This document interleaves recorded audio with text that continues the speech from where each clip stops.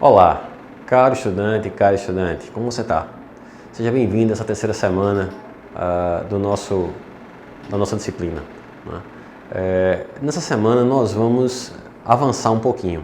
Nós já vimos a questão da identificação dos riscos, da análise dos riscos, vimos que é importante eliminá-los e mitigá-los, vimos um pouco sobre procedimentos operacionais padrão e procedimentos e permissões para trabalhos especiais, que são ferramentas de mitigação dos riscos, diminui essa probabilidade. E vamos trabalhar sempre na perspectiva de que as emergências não aconteçam na nossa empresa. Vamos trabalhar preventivamente para que elas não aconteçam. Mas, nesse trabalho preventivo, é preciso prever, é preciso antever-se. E num caso fatídico de que a emergência venha a acontecer, eu tenho que estar pronto para responder. E eu não posso fechar a porta depois que a casa já foi arrombada. Consequentemente, tenho que preparar meu plano de emergência antes desta vir a acontecer, mesmo que eu nunca use. É isso que a gente deseja. Mas, de toda sorte, o plano tem que estar pronto, tem que ser treinado e tem que ser execuível, tem que ser posto em prática de forma clara, de forma fácil. Para definir inicialmente o meu plano de emergência, eu vou definir quais são os meus grandes riscos empresariais. Quais são as grandes possibilidades, as grandes ameaças que eu tenho em minha planta? Quais são os grandes riscos que eu possuo? Uma vez definido isso, eu tenho um risco de incêndio, eu tenho um risco de explosão, eu tenho um risco de derramamento, eu tenho um risco de intoxicação, eu tenho um risco de contaminação por gases. Quais são os riscos que a minha empresa possui?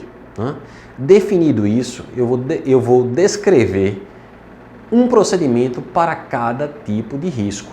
Naturalmente, uma intoxicação por gases é muito diferente de um derramamento de líquidos inflamáveis e, consequentemente, vai ter um outro trato, desde da ação das pessoas como também dos equipamentos. Uma outra coisa que é importante deixar claro é que se na parte frontal, onde estão os principais portões da empresa, a emergência vir a acontecer, é muito diferente dela acontecer na parte posterior, lá nos fundos da empresa. Né? Os acessos serão diferentes, a forma de mobilização será diferente e, consequentemente, os equipamentos vão estar em postos diferentes. Então, eu tenho que definir, primeiro, quais são os meus riscos. Segundo, onde eles podem vir a eclodir, né? Onde eles podem tornar-se reais. E, por fim, começar a pensar minhas estratégias para enfrentá-los. Né?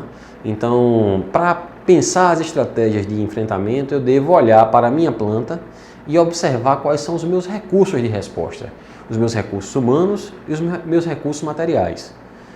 E a partir destas variáveis, eu vou descrever o que eu devo fazer em cada uma das emergências possíveis dentro da minha planta produtiva. O plano de emergência é um documento completo, é um documento que tem várias faces, como foi falado, e algo que é fundamental, ele tem que ser conhecido por todos, do porteiro ao presidente. Caso contrário, ele com certeza não funcionará. Se a gente prevê uma série de ações para o cidadão estar na portaria, inclusive de recepção dos recursos externos para combate àquela emergência, liberação de recursos internos no sentido de levar feridos, por exemplo, e ele simplesmente desconhece o plano de emergência, consequentemente, numa necessidade ele não vai poder utilizar. Então, o plano de emergência ele deve ser conhecido por todos e, preferencialmente, eu diria, fundamentalmente, ele deve ser treinado. Quanto mais conhecido e mais treinado, maior será a sua chance de êxito. Era isso que a gente tinha para conversar sobre o plano de emergência e nos encontramos dentro em breve para falar mais um pouco sobre medidas em situação de emergência. Até lá!